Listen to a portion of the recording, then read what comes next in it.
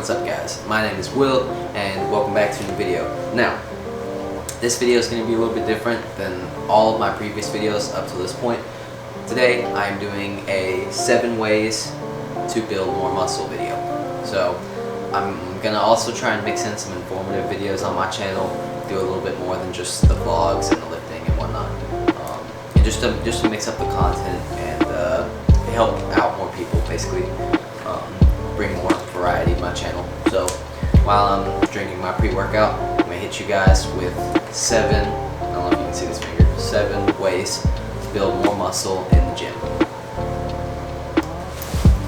Alright, so some of these may be pretty self-explanatory to some of you who've been lifting for a while, but we're not going to take that into consideration. I'm just going to give you 7 real, genuine ways, even if they're relatively common knowledge, on how to build more muscle in the gym. So, step 1, or tip number 1, I don't know, what do you want to call it? Tip number 1 is to slow down your reps. This doesn't just mean the negatives or the eccentrics where you're coming down.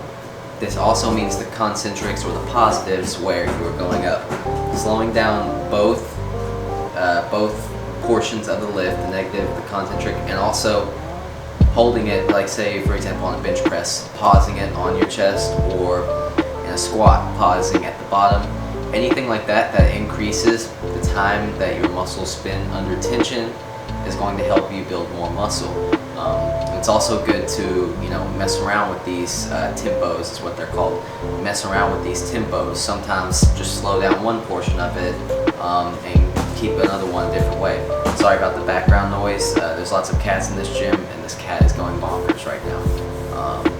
Do not knock the tripod over. So that is tip number 1. That is a great way to increase time under tension, and time under tension means more hypertrophy. Hypertrophy means bigger muscles. So moving on to step number 2. Tip number 2. That's, I don't know, I'm holding up for 1. Tip number 2. Do more total reps, more volume.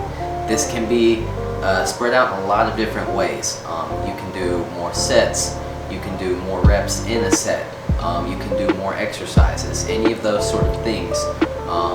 And the next one actually kind of goes along with that, frequency as well. So just going to the gym more frequently and hitting that muscle group more frequently are all good ways to increase your hypertrophic benefits. It's pretty simple. The more work that this muscle is doing, the more stimulus you are giving it to grow. So it's kind of goes along with I think it's Mike Israel who talks about maximum or minimum adaptable volume and maximum recoverable volume. You want to do as much as you can where you can still recover. Or it kind of depends. Sometimes you want to do a little bit less and recover a little bit more. But bottom line is you got to find out where your minimum amount of stimulus to grow and progress is, and also just don't take things too far to where you can't recover. All right, tip number 3 is to increase your ROM, your range of motion. Range of motion is there's a joint range of motion and there's a muscular range of motion. This kind of depends on the exercise. Some exercises you might not want to increase your range of motion, but increasing your muscular range of motion and taking a muscle through a longer range of motion is a great way to increase your hypertrophic benefits. It kind of basically, an easy way to think about this is that the further you have to travel, say for a bench press, you're stretching that muscle more, you're contracting that muscle more, it's doing more work. So increasing your range of motion, be it on a squat, instead of cutting your squat at depth like you normally would, you can maybe go all the way down until you're past the grass, and that's a great way to increase your hypertrophic benefits. Just doing more reps is a great thing to do. I think someone's about to come in. Alright, moving on to tip number 5. Or actually, sorry, tip number 4. Chasing the pump. So I'm sure you hear a lot of bodybuilders especially talk about this, is chasing the pump. there's a lot of different ways you can do this. Doing more reps is kind of part of this, but also just staying busy and staying moving is really good. When you sit down, you're going to slow down the blood flow throughout your body. Now, a big part of muscular development is stimulating blood flow. Blood flow is what carries all the nutrients to your muscles. Blood is what carries the nutrients to your muscles. So, more blood you have going through a muscle, the more pumped it gets, the more work it's able to do. There's a number of benefits that come from having more blood flow. So, the good ways to chase the pump and increase your blood flow, like I said, staying busy, just keep moving. More reps, push the intensity harder. The harder you're working, the more your muscle is going to push blood, or the more your cardiovascular system is going to push that blood through your muscles. And then just the more, and also a really good thing about that is the more, I can't focus. I'm taking a pre-workout break.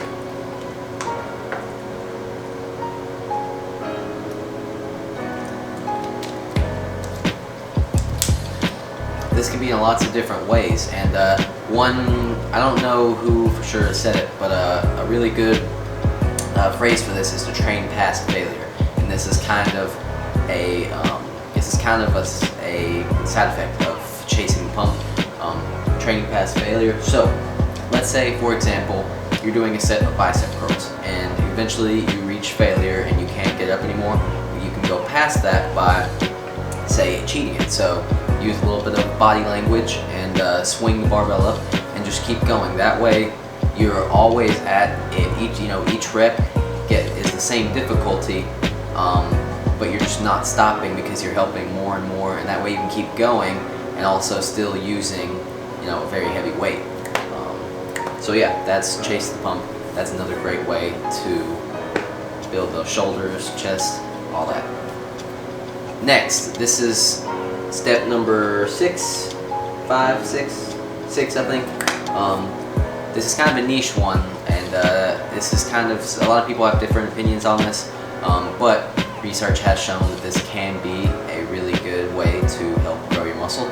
So number 6 is blood flow restriction, or commonly known as BFR. Blood flow restriction is when people typically do it at their arms, but sometimes people do it around their legs too. You take typically they have bands made for it, like proprietary bands, and you'll take it and you'll want to wrap this band, or this kind of cutoff thing. It's basically a mini tourniquet. It's not quite like a medical tourniquet, but it's kind of sort of the purpose it does. And you'll just cut off the blood flow out of the arm. The tourniquet would cut off blood flow to the arm, but in this scenario, we only put it tight enough to slow the blood flow out of the arm. So what happens? You put these around your arms or your legs. You can make sure you do it at the top of the limb. And as you do your sets and your reps and whatnot, blood flow still continues to come into that arm or leg, and the only thing is, it can't evacuate as fast, at least. So you're essentially trapping muscle, or trapping blood in that muscle. This will give you a nasty pump, let me tell you. And I'm not gonna lie to you, it's gonna be pretty painful. But there's been a lot of research showing that it can be actually a good thing even for recovery. Even doing some to help you recover at a lower intensity can be very good for recovery too, on top of really good muscular growth benefits, because if you end your workouts off with some BFR stuff, you've just shoved a ton of blood into that muscle, and blood is what helps our muscles recover. So more blood means more recovery, and more recovery means more muscle growth. Don't overlook that aspect of your training and nutrition and everything, because all of this that I just told you is going to be useless if you don't eat right and recover well enough to benefit from it.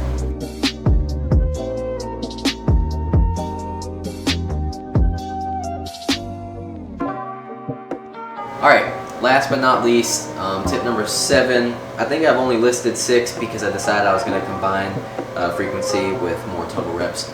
So this will kind of be number 6 in the video is variations. So variations of different lifts. And this is another thing with the tempo, like I told you guys earlier, slowing down your reps. Technically that would be considered a variation, so like a tempo bench as opposed to a normal bench, or a pause bench as opposed to a touch and go bench, etc., etc. But this can go for lots of different things. So let's say like dumbbell bench, you can do it decline, flat, incline, you can do dumbbell shoulder press, you know, all those are kind of variations of roughly the same thing. So let's see, there's you know, high rows, low rows, normal rows, there's different bars, there's so many different things, and just changing those little things at random, or even periodically on an organized kind of a programmed schedule, can be very good for shocking your muscles, as some people would say. Just switching those up from time to time, it induces a slightly different stimulus every single time you do that, and that's what's going to help keep your muscles growing, regardless of how long you've been training for and how much you train and whatnot. So variations and variating your exercises that you do periodically is very good for making sure you don't plateau and you continue to grow. So, yeah, that's about it for this video.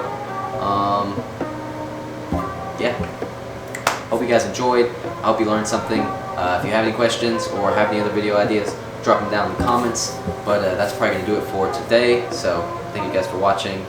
It's your boy Will. I'm out.